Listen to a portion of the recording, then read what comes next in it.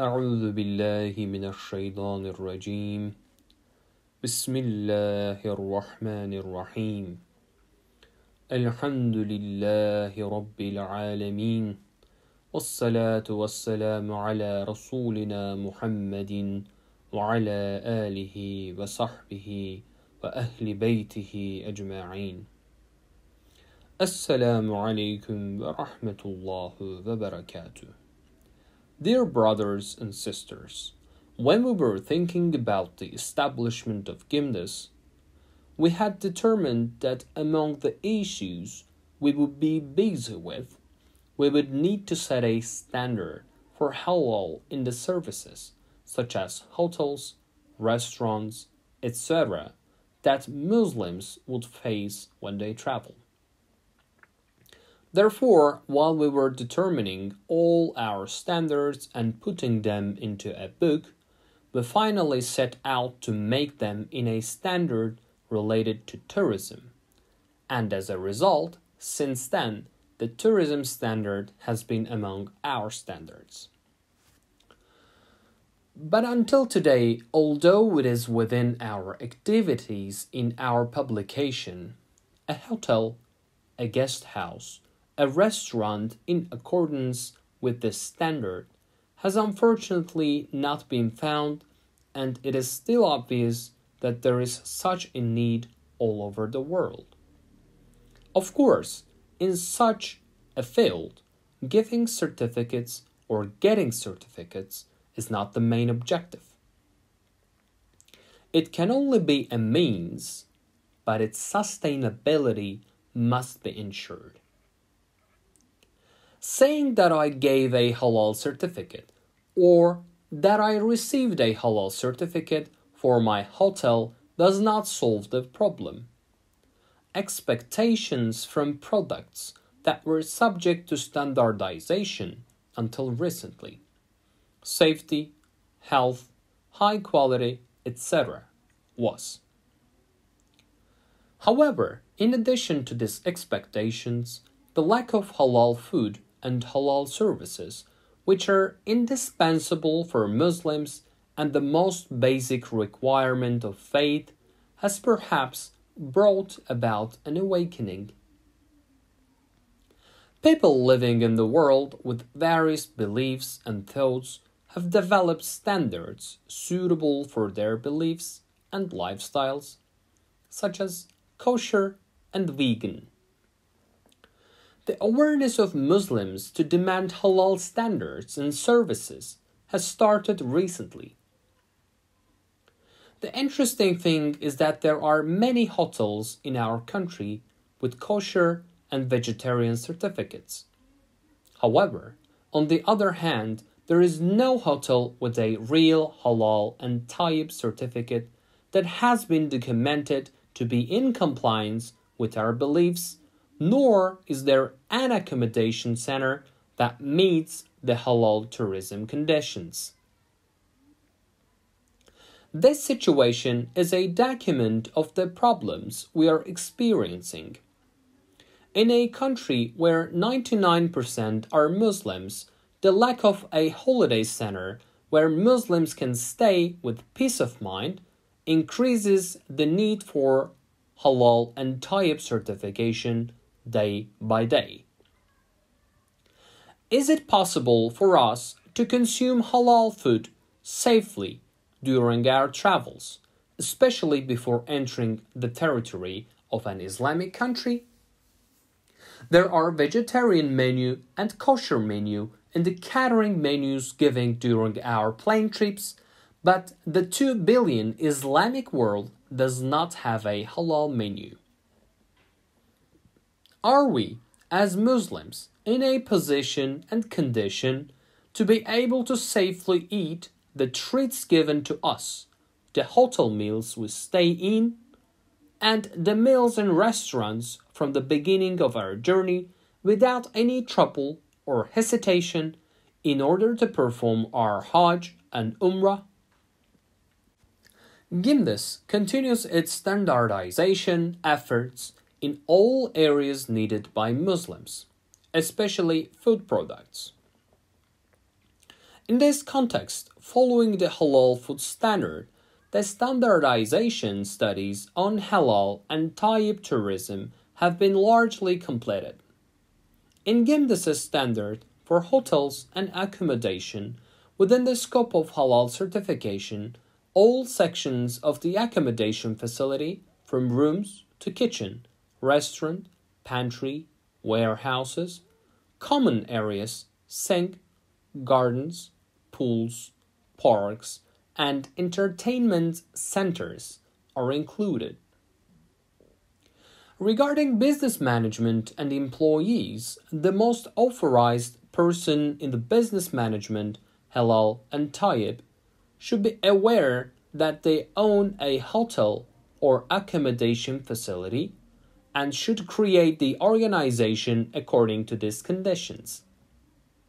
For this reason, when hiring personnel for the business, people who can share the sensitivity should be employed.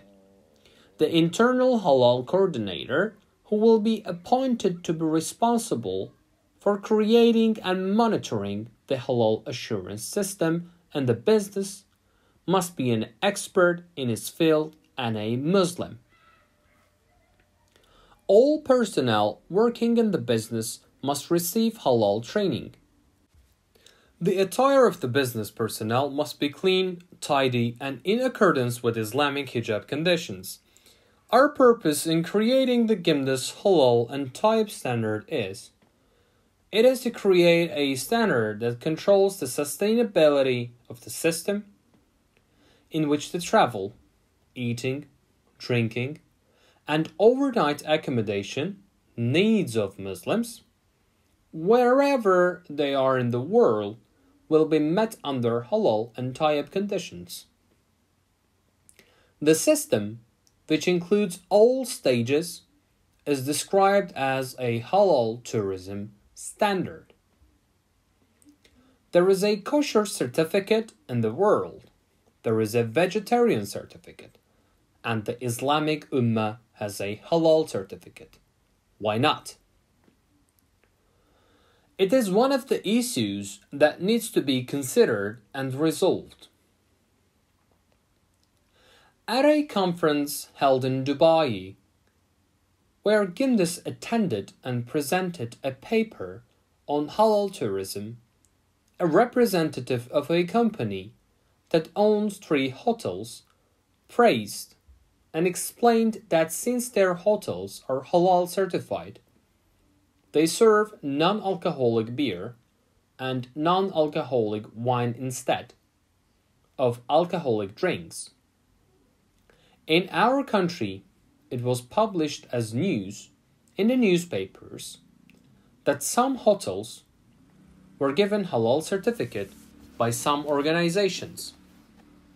Later, some people shared with GİMDES via email that they stayed in those hotels and experienced many inconsistencies.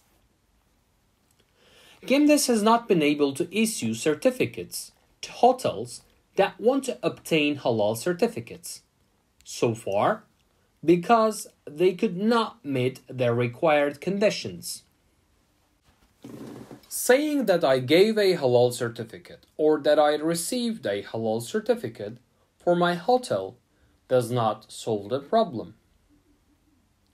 If we look carefully at every point in our lives, we can see the existence of standards. So, do we need standards? Along with question of do we need standards, what does it mean to have no standards in our lives? Products without standards may be of poor quality or not at the desired quality level. More importantly, non-standardized products can be harmful and even dangerous to human health. Expectations from products that were subject to standardization until recently, safety, health, high quality, etc. However, in addition to these expectations, the lack of halal food and halal services, which are indispensable and the most basic religious requirement of Muslims, has perhaps brought about an awakening. People living in a world with various beliefs and thoughts have developed standards suitable for their own beliefs and lifestyles, such as kosher, vegan, and vegetarian. The awareness of Muslims to demand halal standards and services has started recently. GİMDES continues to its standardization efforts in all areas needed by Muslims, especially food products. In this context, following the halal food standard, halal and tayyib tourism have largely completed their standardization efforts. In GİMDES's hotel and accommodation standard, all parts of the accommodation facility are included within the scope of halal certification. These sections are classified as follows: rooms, kitchen, such as restaurant, pantry, warehouses, common areas, such as sinks, gardens, pools, parks, and entertainment centers. Rooms.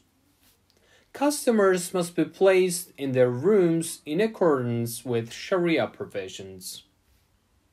Guests arriving as a couple must be asked for their marriage certificate before being given a room.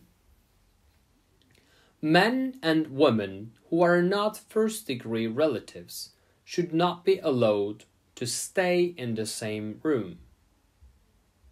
Those who say they only have a religious marriage but cannot prove it should not be treated as married couple. Adultery is haram. Precautions must be taken to prevent the issues that may cause it. Since homosexuality is haram, such people should not be allowed to use the facility. Prostitution is haram, and those who commit such acts cannot be in the facilities. Rooms should be designed to suit family privacy, and there should be no camera systems in the rooms. Acidic drinks such as alcohol and cola should not be kept in many refrigerators of rooms, and uncertified cleaning and cosmetic products should not be kept in bathrooms and sinks. If there is a television, recorded obscene channels, and CDs or DVDs and cassettes should not be kept. The Holy Quran, clean prayer mat, and a rosary should be kept in the rooms. And the Qibla should be indicated in a fixed place in the room. Beds should not be facing the Qibla. There should be calendars showing prayer times in the rooms. Staff should also be aware of this issue. Cleaning of the rooms and bathrooms should be ensured routinely, and personnel should be assigned according to gender of the people in the room. Personnel working in room services must enter the rooms for service by complying with privacy principles. Toilets should not face Qibla. There must be appropriate bidet equipment in toilets. Animals should not be allowed in the rooms. If pets are accepted in the business, a special area should be allocated for animals. Kitchen. All kitchens, restaurants, cafes, and buffets must comply with halal and tayyib conditions. Their sanitation must be carried out according to cleaning procedures, and a purchasing procedure for foods must be established according to the issues to be specified in the roadmap. According to the four sects, no suspicious or haram food should be kept in the business. In kitchens, restaurants, cafes, and buffets, tables containing critical controls for all foods should be kept in places where the relevant personnel can see them at all times. Cross-contamination should be prevented, and transportation and storage procedures should be observed. According to the customer's request, no food other than halal should be purchased for the business.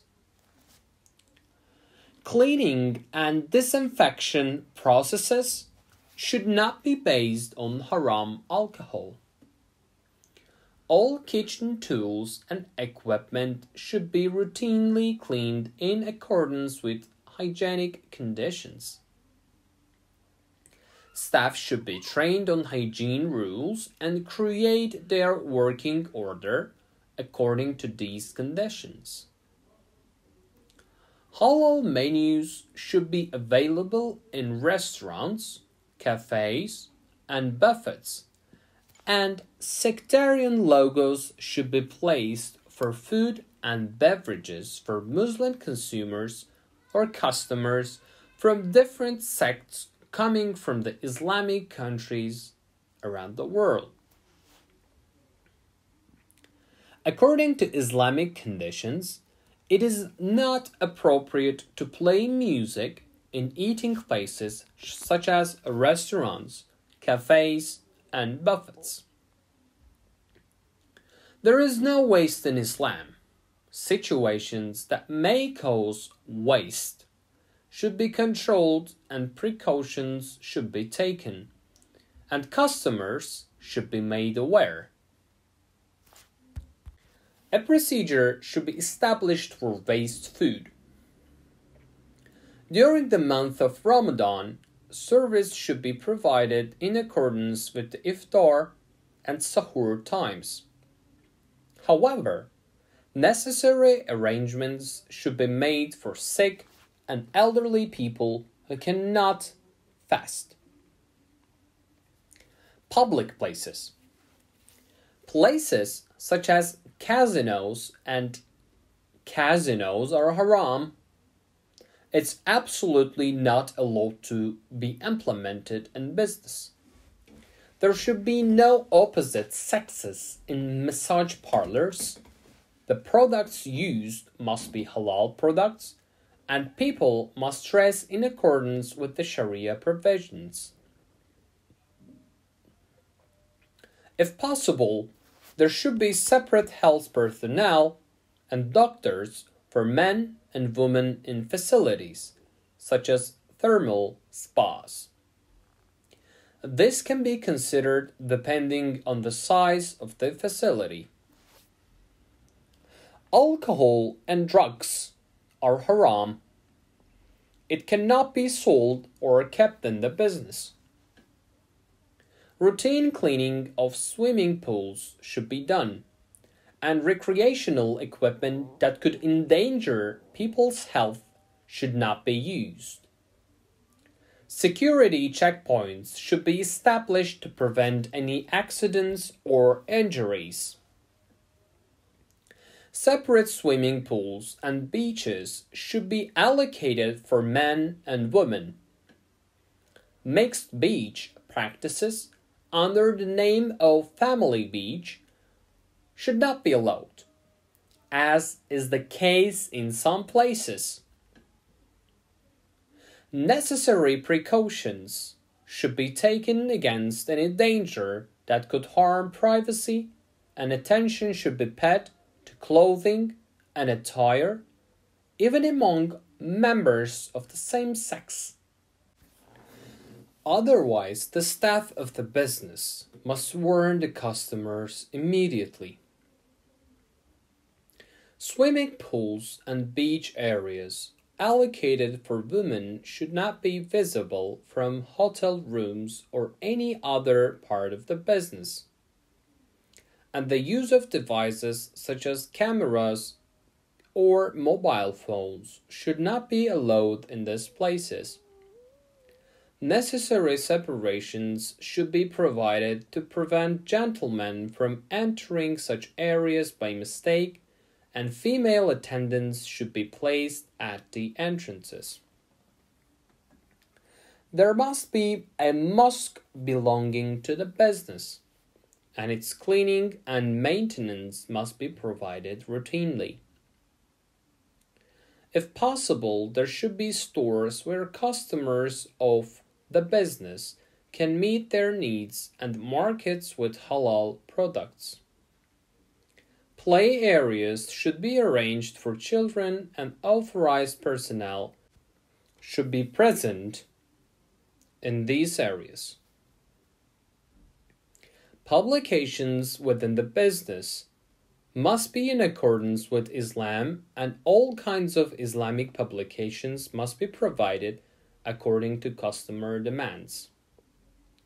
Animation or entertainment programs that would harm Islamic sensitivity should not be made within the business. Obscene images should not be displayed in advertisements, posters, and billboards within the business. Both guests and staff must wear dresses that are not low-cut and comply with Islamic standards. Guests with inappropriate attire should be warned or should not be accepted as guests at the facility. If the hotel or facility is open for events such as weddings or conferences, halal principles should not be compromised. One of the examples in this case would be women in low-cut clothes walking around for the wedding ceremony, musicians being brought in, and men and women having fun side by side. Now coming to the last topic, which is quite important and quite systematically portrays the scenario. It is called business management and employees.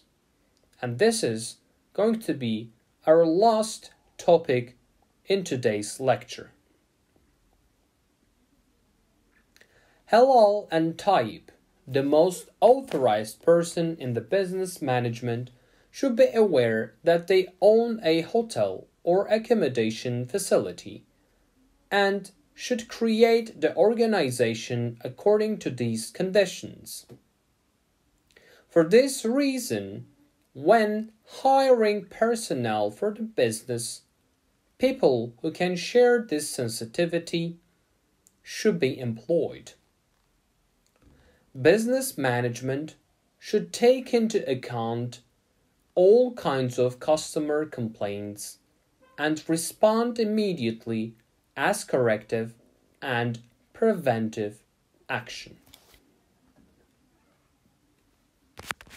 The internal halal coordinator, who will be appointed to be responsible for creating and monitoring the halal assurance system in the business, must be an expert in his field and a Muslim. The business manager must give full authority to the internal halal coordinator. All personnel working in the business must receive halal training. The attire of the operating personnel must be clean, tidy, and in accordance with Islamic hijab conditions. Now, this was all about today's topics. I have just wanted to be able to present the comprehensive scenario for the halal tourism in the sector. If being applied, these standards of GİMDES should be able to correct all of the incompliances in tourism sector regarding halal. I hope that these topics are going to be taken into the consideration and going to be applied in the future in halal tourism sector. And hopefully, inshallah, starting from our country and all over the world, especially the Muslim countries around the world, will be able to apply these methodologies in their practices. Dear brothers and sisters, I would like to thank you so much for listening me in today's conference, and I send my peace and blessings to every single one of you. Assalamu alaikum wa rahmatullahi wa barakatuh.